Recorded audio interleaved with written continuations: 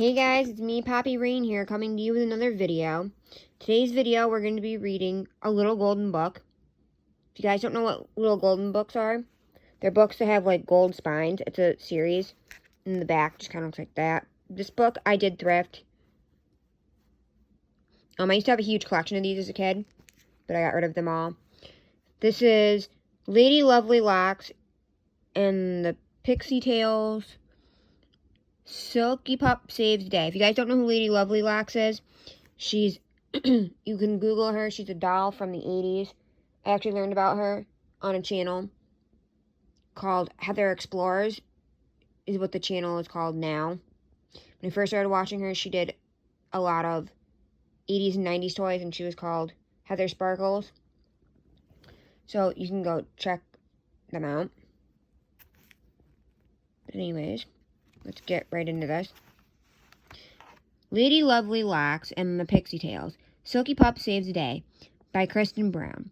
Illustrated by Pat Paris.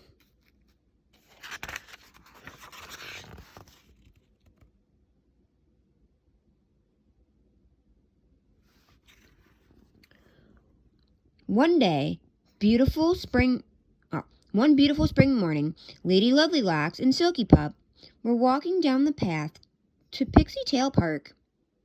Pixietails sparkled and glistened above Lady Lovely Lock's hair. Other Pixietails chattered and bounced behind Silky Pup, making up tongue twisters and jokes as they went. "Remember, Silky Pup," Lady Lovely Locks said as they came into the park, "you must always watch out for Duchess Ravenwaves. She wants to rule Lovely Locks. She'll try anything, so we must be on our guard." Silky Pup barked to show that she understood, and she ran off to play. Her special Pixietail friends did not follow her as usual, for they were very busy making up the funniest little rhymes that the kingdom of Lovely Locks had ever heard. While Silky Pup was chasing butterflies in the kingdom of Lovely Locks, Duchess Ravenwaves was deep in the heart of Tangle Land, planning and scheming. The Duchess was busily plotting to steal Lady Lovely Locks' comb. "Surely that is the secret of her powers," the Duchess muttered.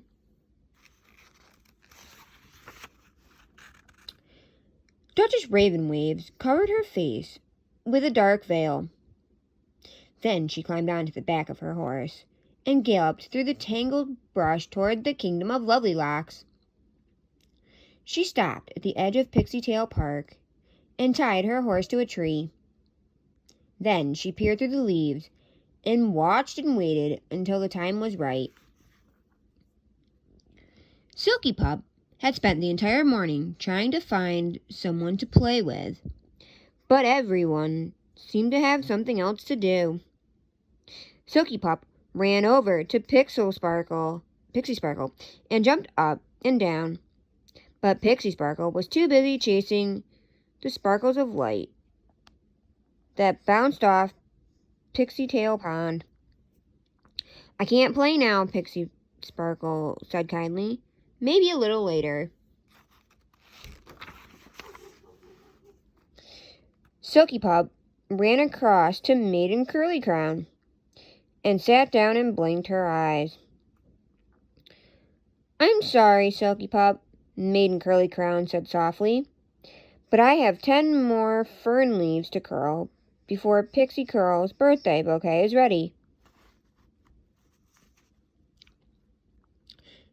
Silky Pup stood up sadly and went to find Silky Mane. Silky Mane was busy playing tag with Pixie Shine. Silky Pup barked a few times, but Silky Mane didn't even notice her.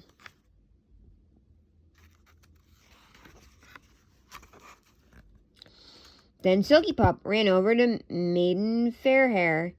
Maiden Fairhair was busy waving the silky willow trees. She didn't look up when Silky Pup barked. "Poor Silky Pup," decided to take a nap. She laid down in the grass and closed her eyes. When she opened her eyes again, everyone was still busy. Pixie Sparkle was still chasing sparkles. Maiden Curly Crown was still curling fern leaves. Silky Mane was still chasing pixie shine. Maiden Fair Hair was still waving the silky willow trees.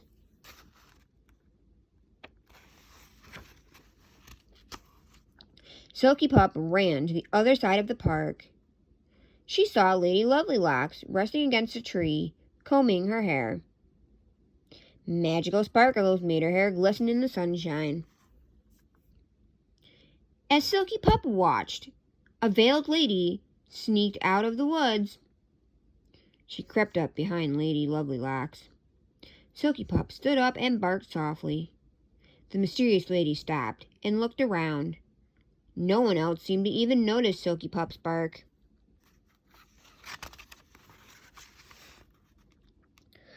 "Go away, you silly little dog," the mysterious lady muttered. She moved closer to Lady Lovelylocks. Silky Pup remembered what Lady Lovelylocks had told her. She realized that the mysterious lady was Duchess Ravenwaves. Silky Pup ran for help. She barked louder and louder.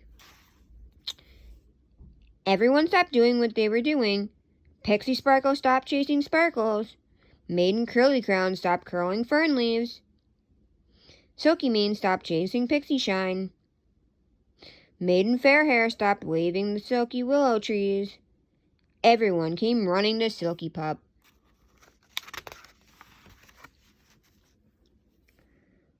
"What's the matter, Silky Pup?" asked Maiden Curly Crown. Silky Pup led them quietly near the tree where Lady Lovelylocks was sitting. They all hid behind the bush and watched. The Duchess held her hand over Lady Lovelylocks' head. She carefully stretched out her fingers to grab the comb.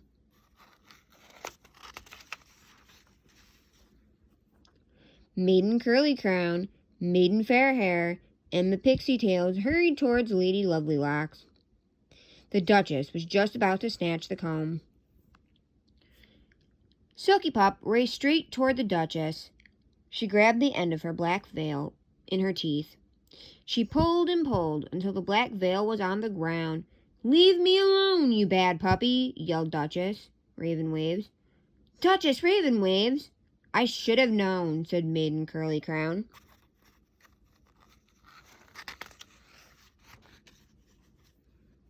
Lady Lovelylocks had been surprised by all the noise. "What's going on?" she asked. Silky Pup tugged at the Duchess Ravenwaves' dress until the Duchess dropped the comb and fell backwards. When the Duchess was on the ground, Silky Pup sat on her. "Why, Duchess Ravenwaves," said Lady Lovelylocks,